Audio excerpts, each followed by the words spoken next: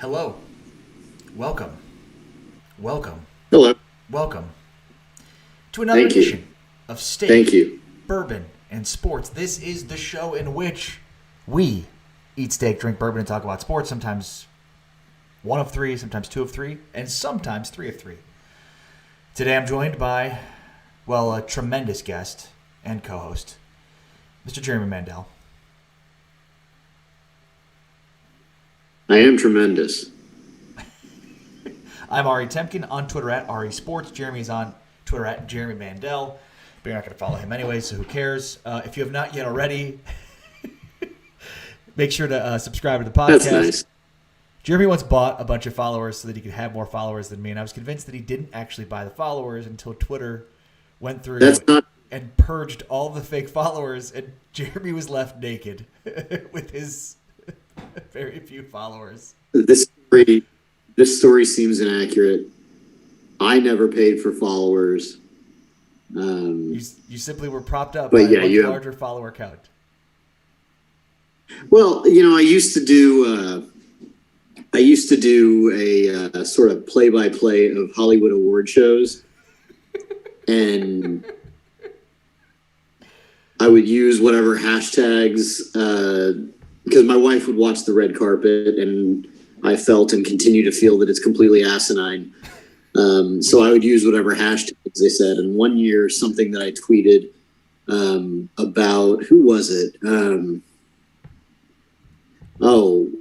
It was about Melissa McCarthy. Something that I tweeted, they put up on television. So my followers spiked. And then the people that were following me for Hollywood gossip were quickly disappointed, I think.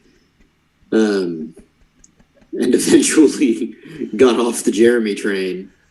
It turns out people that are tuning in for Melissa McCarthy commentary were not also interested in sports, whiskey, and politics takes.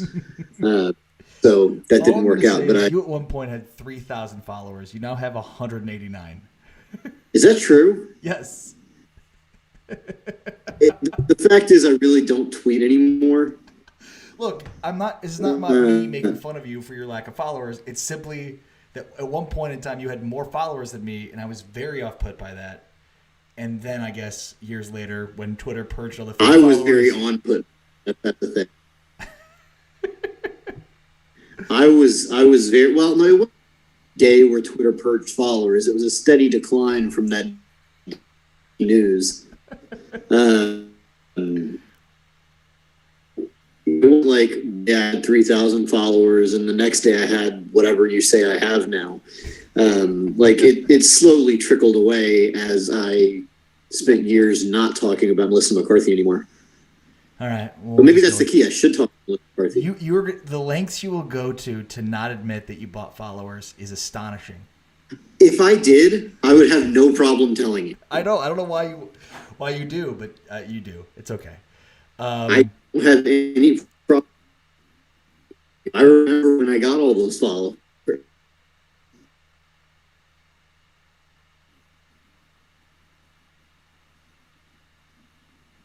Are you there? You there? Are you there? You keep freezing up. Yeah. You keep freezing up. Where's your router? Let me get closer to that. That might be a good idea.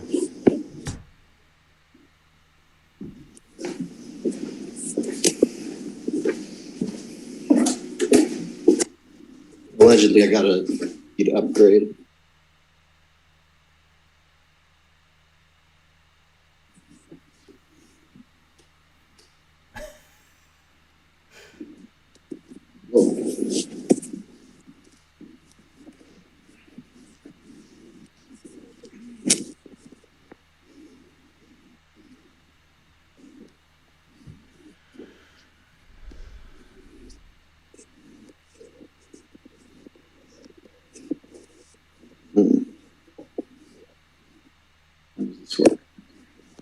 This.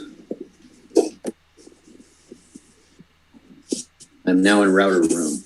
All right, cool. Just start over. For those of you on YouTube, you've been enjoying this whole thing. Seeing how the sausage is made, all two of you. I believe it's one. Oh, I overestimated our viewership by 50%, 100%. Right, and I think I'm the one.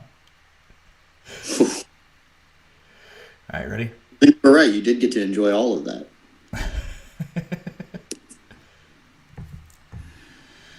Welcome into another edition of Steak, Bourbon, and Sports. This is the show where we eat steak, drink bourbon, and talk about sports. Very aptly and appropriately named. Along with my great co-host, Jeremy Mandel, on Twitter at Jeremy Mandel. I am Ari Temkin. You can find me on Twitter at Ari Sports. This is where I tell you all of the normal things. Hit subscribe. Make sure to give the podcast a rating. And if you feel so inclined, we actually record this live on YouTube every Tuesday night. So just Steak Bourbon Sports on YouTube and find us there. Instagram, Facebook, Twitter. We're there. We're everywhere.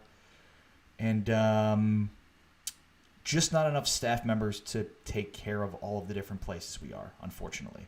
Our staff is very limited. We have staff? Yeah. Oh, yeah. Wow. Can I fire them? No, you're not. Why would you fire Sean? He's awesome. I don't even know Sean. I just like the idea of firing people. Don't you have a job that you can do that in? Well, yeah, but that's not that has actual stakes. It's me, you, and Sean. That's the staff. Sean I'd like Donovan, to thank our producer, produces this every week.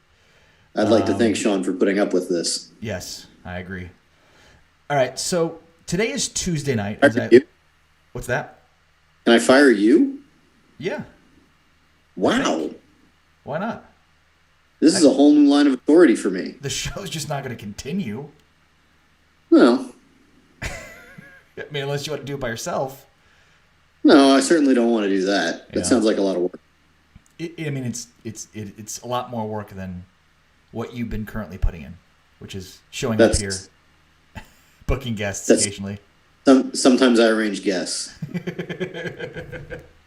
Okay, so today's Tuesday night, and Tuesday night this time of year is reserved for arguments. Lots of arguments. Contrived, baseless. Why is Tuesday night special for that reason? I get baseless arguments all the time. Well, because of the college football playoff rankings that are revealed on Tuesday nights. Which just leads to just a gaggle of people arguing with one another. I mean, it's almost as if this arbitrarily appointed group of human beings that sit in a room and, in this case, on Zoom, and discuss where each team should arbitrarily be ranked based on some arbitrary metrics and a schedule that's even more arbitrary this year. It's almost as if that's conducive for debate. You might even argue the whole reason for its existence is for debate. It's almost like someone has a vested interest in us arguing about this stuff.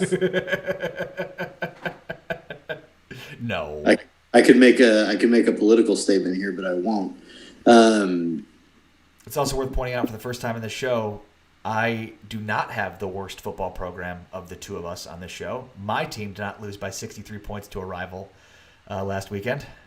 My team got the distinct pleasure of firing Kevin Sumlin. So after a 70-7 loss to Arizona State. The funny thing is, when Arizona State hired Herm Edwards, I was so happy. Frankly, I'm still happy about it. I just don't have any football program to speak of. Yeah. So I don't know if you saw the rankings that came out today, but people are very upset. And not with the top four, which you'd think that would be the cause of the argument. Because if we're being honest, the only thing that matters is the top four. Because at this point... Right, I'm not totally clear on why I would care about anything other than that. I mean, I suppose you could argue that if one of the teams in the top four loses and then 5, 6, or 7 or 8 then gets a spot there, then maybe that's it. But people are upset because Florida just lost to LSU, who's awful this year. and they only moved down one spot. And people are really upset that 2-loss Georgia is ahead of undefeated Cincinnati and 1-loss Indiana. Same with 2-loss Oklahoma and 2-loss Iowa State. Do you have any arguments here, Jeremy? My argument is if you're upset about this, then you need to get a life. Because as what we've seen in the past, this is complete, like a total exhibition until the final rankings. Like, they'll put teams anywhere, and I don't even know that they actually meet and talk about this until that actually happens for the last week. So next week would be the final rankings before the playoff pairings are announced. I'm just going to say this.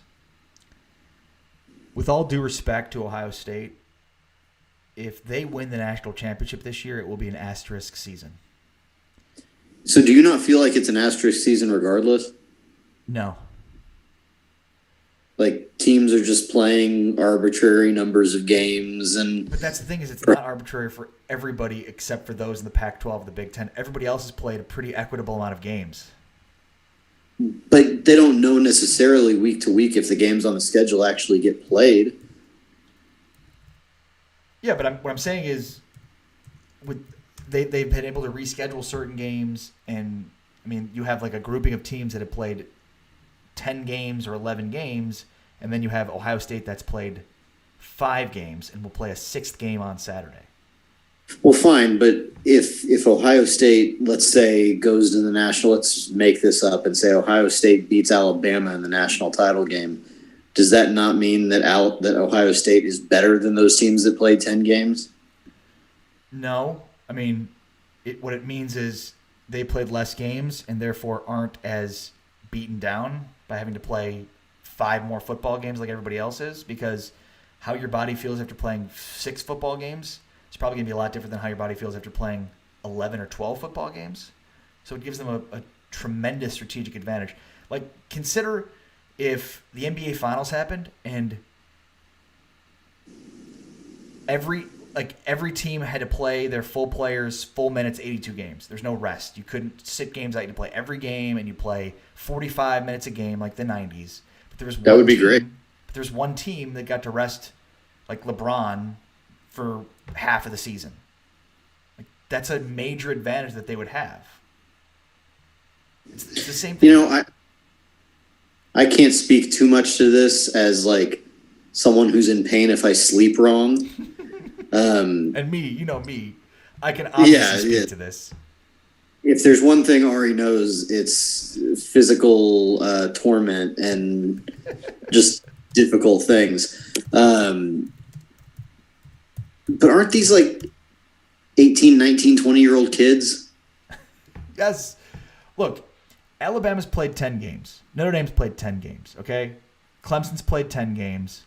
They're all going to play an 11th game on Saturday. Ohio State's going to play its 6th game on Saturday.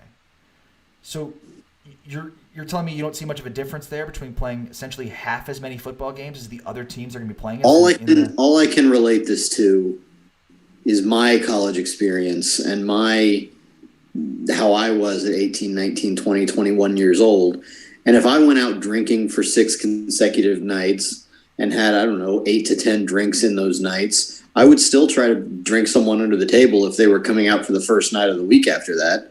And frequently I would win. I don't know if you're getting it. I don't think you're getting it.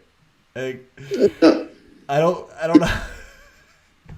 It's not that it's what's the Office Space quote? It's not that I'm lazy. It's that I just don't care. Fine. No, I mean, I get it. And if I was an alum of a school that didn't just lose 70-7 against our rival, maybe I would gin up some more anger about this. But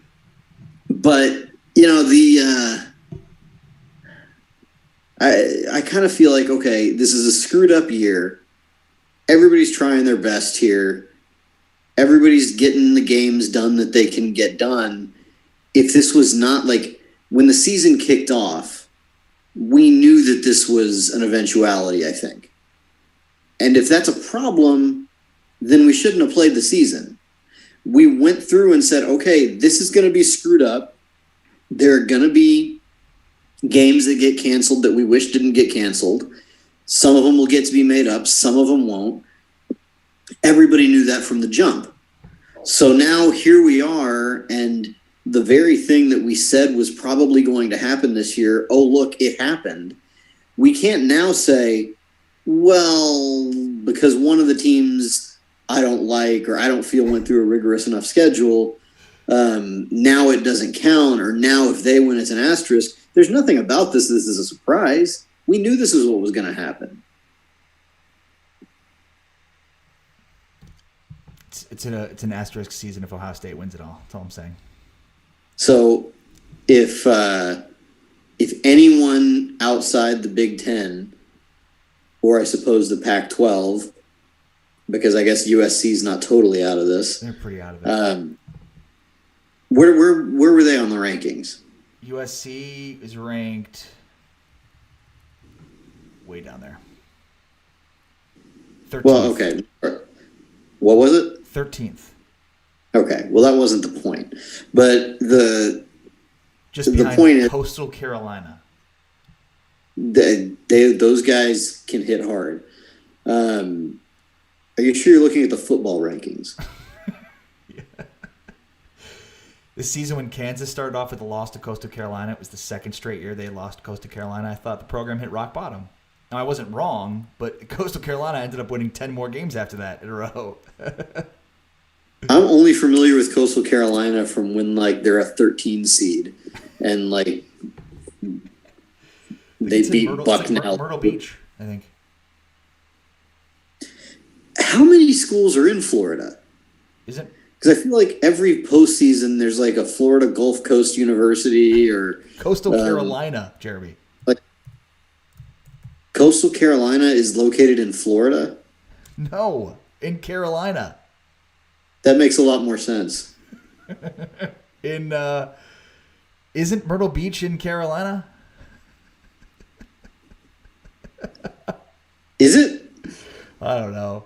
This is Myrtle Beach sounds really like stupid. It would be in Florida. Yeah, it is. It's Myrtle Beach. It's part of the Myrtle Beach metropolitan area. Oh, well, the whole metro situation there.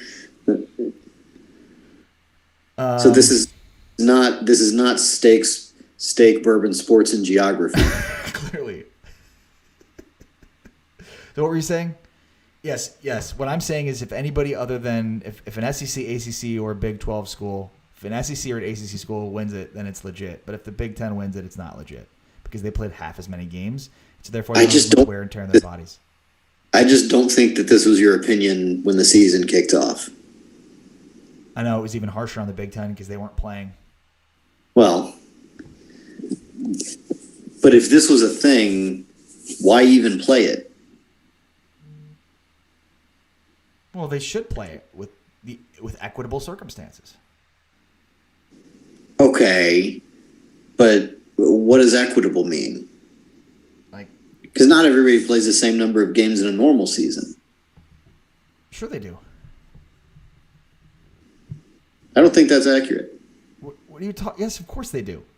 They play the same amount of non-conference games, and they play the same amount of conference games, and then there is yes, there's an extra game normally played, but we're talking about 12 versus 11.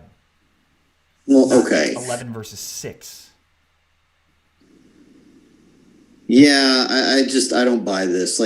At the beginning of the year, everybody knew, we didn't know how things were going to be screwed up, but we did know that things were going to get screwed up. And everybody said, okay, we're going to kick off anyway. And if this was going to be a problem, then before the year starts is the time to have the issue with it. All right, fine. I'll call myself up from September and complain again, which I already did.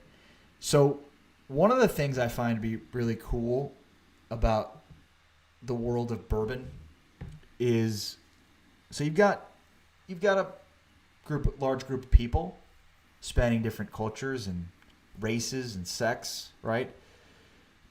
But what you have is people that have made bourbon a hobby and so therefore have a decent amount of disposable income. And, Usually. And use that for good. And this isn't just the people who consume, but rather also you can hear stories about distilleries doing similar means of good, which is... Yeah, I mean, one of the great things that's kind of been born out of the proliferation of bourbon culture, for lack of a better term, is a lot of these groups have taken this as an opportunity to like go do good stuff. For example, one of the groups that I'm a part of that we've talked about on the show before, the group's called Karma. They do a fundraiser every single quarter, and guys will donate bottles and there are raffles and all kinds of fun stuff. And just give people an idea of how much money we're talking about here that's raised for these causes. Well, so just taking this most recently quarterly charity that the group did, this was for the Boys and Girls Clubs in San Antonio. We raised $55,000. For the year, this particular group has raised more than $200,000, and since inception, they've raised more than $500,000. That's incredible. For various stuff, but this isn't unique to Karma. I feel like there are other groups that do a lot of charitable stuff. There are groups that are totally dedicated to doing charitable stuff.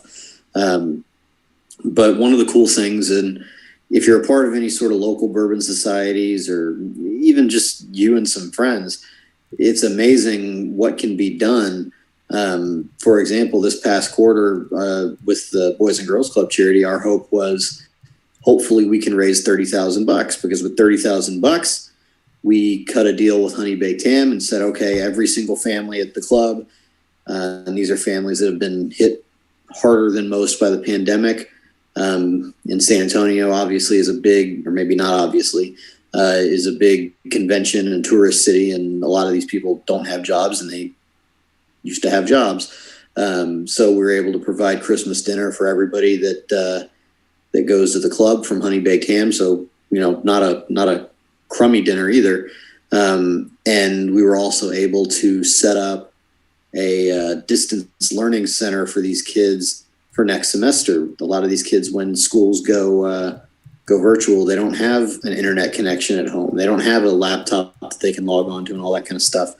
So we're able to get that done. And, we did enough that, oops, there's $25,000 left over after that. So your friendly podcast co-host here in the city of San Antonio over the last 2 weeks has been trying to spend $25,000 buying Christmas toys for all these kids. Wow. And on Thursday, the day this podcast drops, we're going down to the club. I am dressing as Santa Claus and taking a truckload of toys to these kids. That's amazing. Hopefully we're going to do some really good stuff.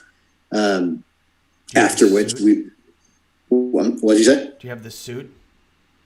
The suit is being delivered tomorrow. Excellent. I can't wait. Take lots of pictures. I will. I remember sitting in Santa's lap when I was a kid, and he said, "What do you want for Christmas?" And I said, "I'm Jewish." And he looked at me and he said, "I am too." Well, fortunately for me, you will not be sitting on my lap. Unfortunately. Well, yeah, it would have been nice for you. Yeah, it's going to be great. And then afterwards, we're going to go down to a steakhouse in Bohannon's here in San Antonio and have some steak and bourbon and celebrate not being a complete drain on society. That's pretty incredible.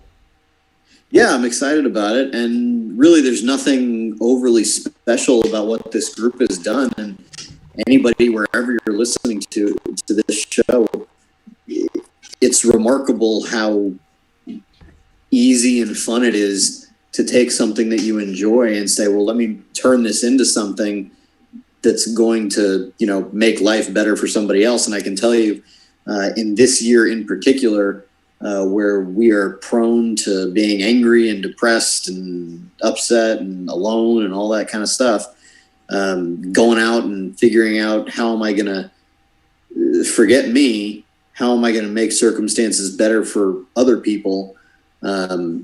You feel a lot better having done that. So being able to take this stupid, silly little hobby of mine and the group of incredibly generous people along with it, and being able to make such a profound difference in the lives of these kids who, I mean, let's not mince words. They've been crapped on this year. It's their schools have been closed. Their parents have lost their jobs. But some drunk moron in a Santa suit is coming to bring them brand new toys and Christmas dinner and have a place set up for them to go to school next semester if it has to be virtual. And that's a pretty fun thing. And it's all just because I like to drink. That's pretty cool. I mean, it's inspiring. You know, and like you said, I'm an inspiring guy. Like you said, it's one of those things where it's like, here's a hobby. And it's, you know, like the participating in the hobby may be a selfish act unto itself, but then you can sort of take the good out of it, I suppose.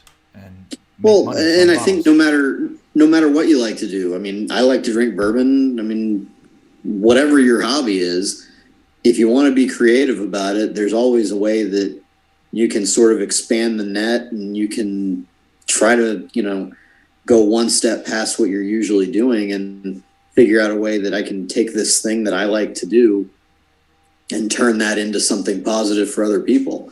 And I recognize this is far more uplifting and positive than I like to be generally. Yeah. But it's a pretty cool thing. And especially right now, like, for example, I went and dropped $3,000 at an independent toy store, and there's not enough of those around anymore. Right. So you get these small businesses too, who have had just a terrible year. And, you know, here comes this bearded moron to buy half my inventory. So, I mean, that's, it's a fun thing to get to do. And I would encourage anybody who's a part of any sort of, whether it's a local bourbon group or one of the national deals on Facebook, if you're not taking the opportunity to use this hobby and make the world better for other people, you should do that, because I can tell you, just the process of doing it was a whole lot of fun. Well said.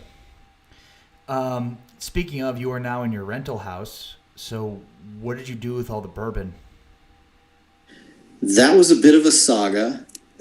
I am happy to report, for those podcast fans who have been dutifully following my moving experience, in a tremendous shock, everything got over here and not one broken bottle happened. Wow.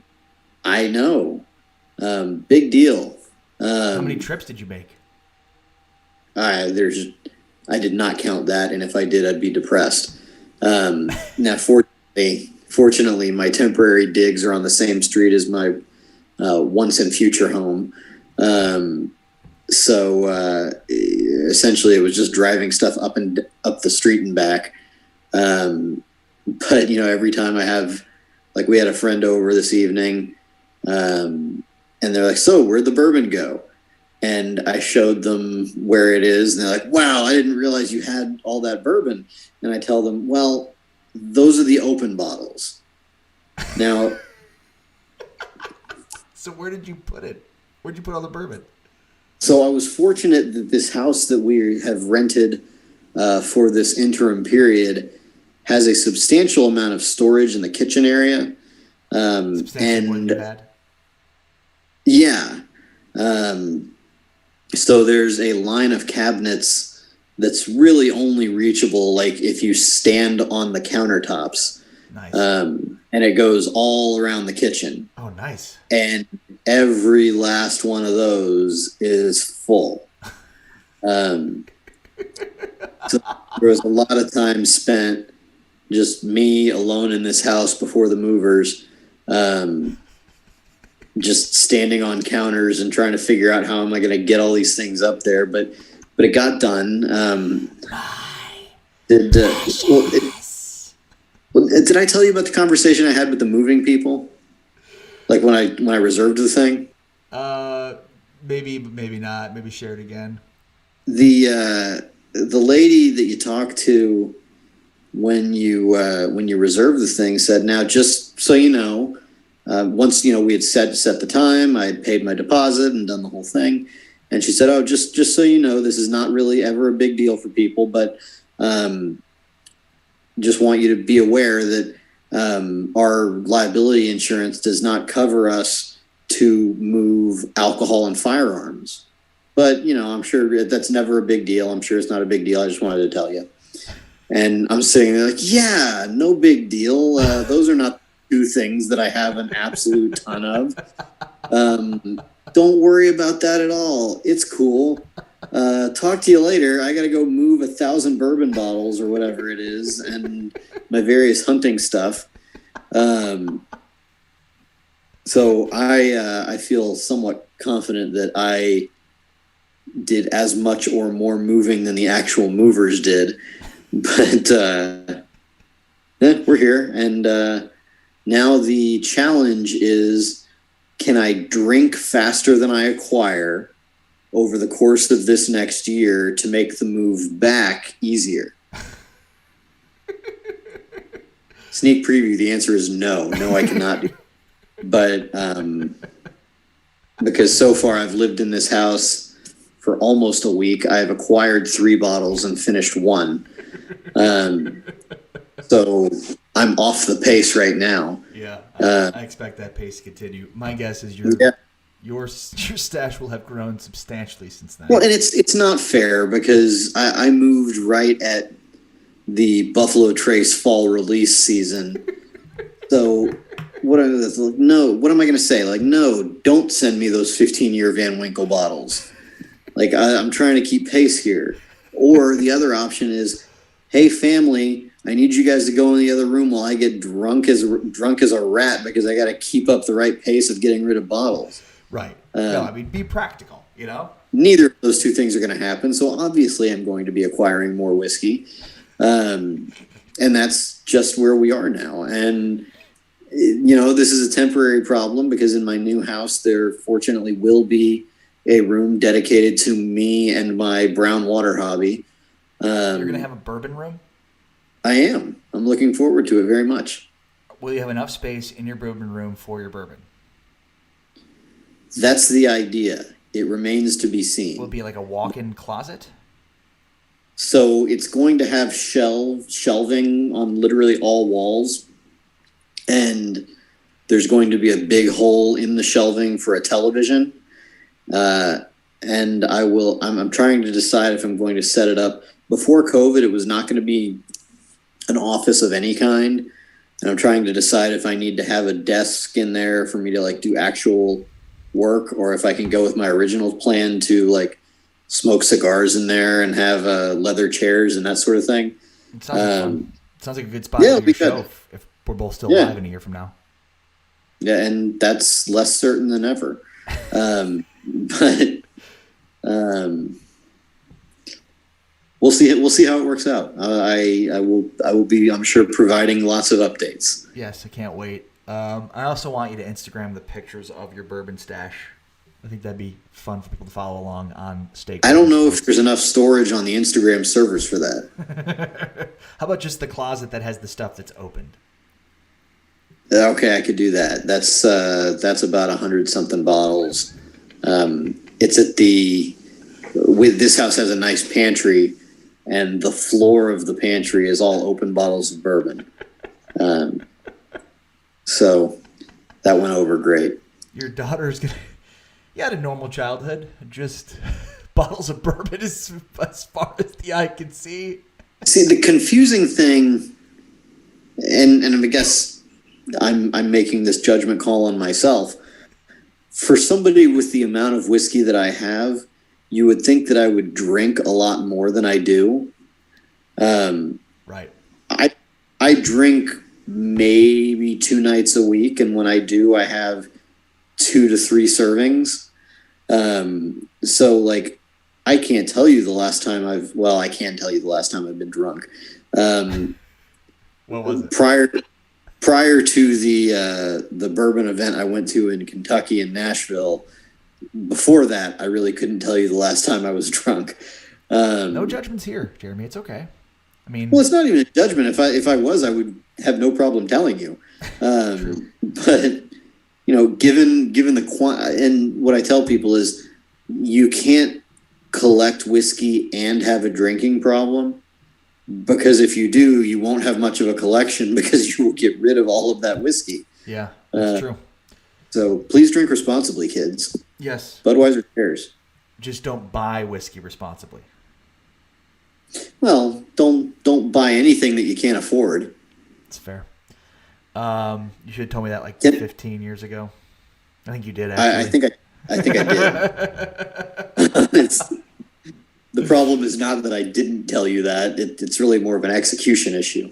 So last week on the show, you complained about kids these days, these millennials and Gen Zers with their Snapchat and their, I don't know, you were complaining there was too many kids in your yard with the NBA.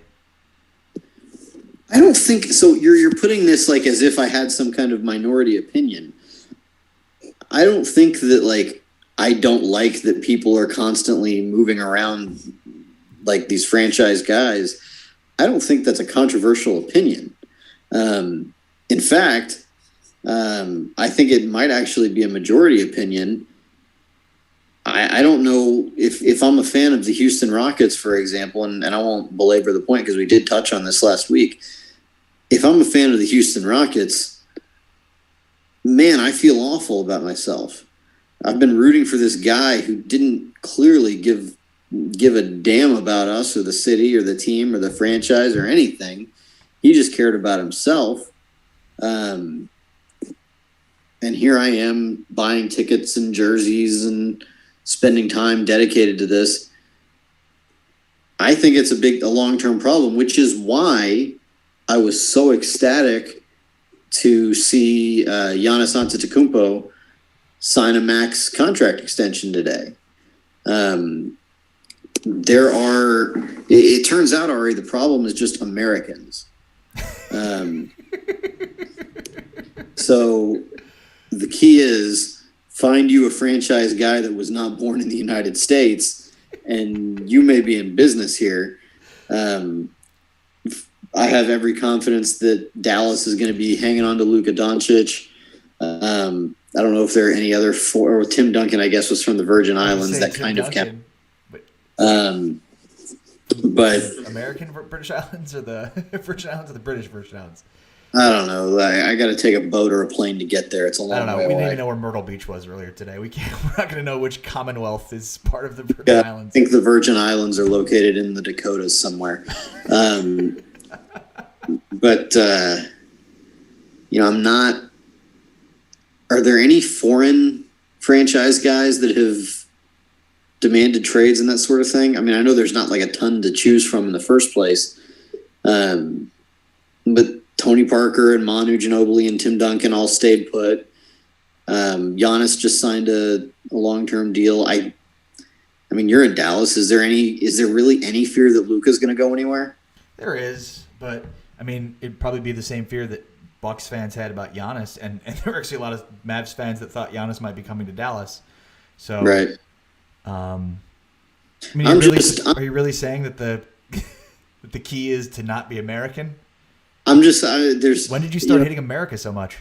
And I love America and specifically Texas, but there's correlation and causation are two different things. I do think that there is a correlation. I'm not sure there is a causation here, but I'm just thrilled, big picture, that a small market NBA city has a superstar who wants to be there and is willing to pony up.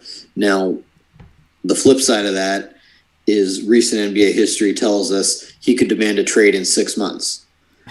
And all his goodwill goes away. Yeah, but for right now, it is interesting because, like, on the one hand, you're totally right about James Harden. And I guess, like, my feeling on that is, well, he's a loser. So whatever, he's going to go somewhere else and lose there too, and leave fans with a wake of disappointment. Well, yeah, he is a loser, but the fans of the Houston Rockets are also losers, and so they were perfect together. It was a great match. I do wonder though, like how much fandom will always be a part of the fabric of what makes sports good and entertaining and what. But I do wonder, like, how much fandom will change over the next couple of decades, especially based on this. You know, will Yeah, I hear all the time from people that know more than me that generationally we're going away from rooting for teams and going towards rooting for players. I think especially in the NBA. Yeah, and that's really difficult. Like for me, living in a place like San Antonio, I think the experience is a lot different than if you live in one of the major markets, because the franchise, and I think probably the Bucks are like this in Milwaukee too, to an extent. The city is, or the culture of the franchise is interwoven with the city. Yeah. So, like I'll tell you, Tony Parker played one season for the Charlotte Hornets. I did not watch one game that he played for them, other than when he played the Spurs. Right. And that's nothing against Tony Parker. Like I love Tony Parker, but I am a fan of the San Antonio Spurs. When DeMar DeRozan no longer plays for the Spurs, God willing, I will never have to watch him play basketball ever again. But while he is wearing the laundry that I happen to enjoy, I'm going to watch him frequently and complain about mid-range jumpers. Do you think that the NBA needs that? Or do you think the NBA can survive with the idea of, I'm not really a fan of a team, I'm just a fan of players? I think 20 of the 30 teams in the league need that. I think if you're looking at the LA teams, the New York teams, Chicago, which somehow we can get into this. Actually, I'd love to get into this. It'd be fun. Somehow it's maybe the greatest time ever to be a large market NBA city, and all those large market teams are doing great, except for the Bulls. Right. And the Knicks. No, the Knicks are a whole other animal. I don't even like. Are we counting them as an NBA roster team anymore? And really, the Lakers and Nets until they struck gold, basically. But go ahead, yeah. That's the point. Like they're able to do that. I mean, the Lakers were not a well-managed team. They just happened to be the Lakers, and that in and of itself is attractive for somebody like LeBron James and Anthony Davis. It wasn't that they were rewarded for sound management or rewarded for talent development or anything like that. They were the Lakers, and they were in LA, and by virtue of that, these guys that are really good wanted to play there. I almost wonder if the phenomenon of rooting for a player, not teams, started with, I don't wonder, I know it started with Jordan. I guess I wonder, like, what's the breaking point here? And well, I think the difference is, I think you're right. It started with Jordan. Like I, as a kid growing up in San Antonio, Texas, loved the best player on the Chicago Bulls. Right. And a lot. There are a lot of people did. Yeah, I'm not alone in that, obviously. But the theory never really got tested because Jordan didn't ever play anywhere else. LeBron James tested the theory. And what the theory proved out was that people will still follow that guy. Now, the difference is, I think that's okay if we're talking about the best player in the league and a generational star. I don't know how okay it is if we're talking about James Harden or, name your mid-level top end star. Not transcendent players. Yeah, I think that's okay for LeBron James. I don't know if there's anybody else that's currently playing in the NBA that would be okay for. And the problem is these guys want to act and behave like they're all LeBron James, and they're not. Is there a tremendous Kevin Durant following? Pretty big, I think.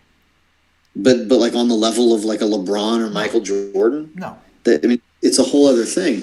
And Kevin Durant has garnered himself as many people that dislike him as like him, if not more. You'd probably say the same about LeBron, though, couldn't you? But I think at this point in LeBron's career, even if you don't like him, you respect him and what he does and why he does it. And Jordan reached that level too, where even if you didn't like, because there were a lot of people that felt like Michael Jordan was the end of team basketball and all that sort of thing. But but you still respected what he did and why he did it, and he worked his butt off. And not that these guys are not working hard, but it's working hard in a different way. I'm trying to get myself a championship is different than I am trying to bring this franchise a championship. One is much easier than the other, as proven by Kevin Durant. Yeah. I tried to take this Oklahoma City team from essentially nothing to a championship. It got hard. So I went to the 72 win team, and then voila, I won a title for myself. I think history is going to view that differently than, LeBron had to fail Jordan had to fail against the Pistons multiple times, or fail against Larry Bird. And then when he finally does win, it's a different sort of thing. And even LeBron, he made the finals twice before he actually won one. And a lot of these other guys are trying to kind of microwave championships.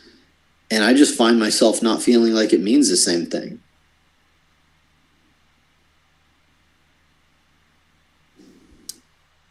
Yeah, I don't disagree with that at all.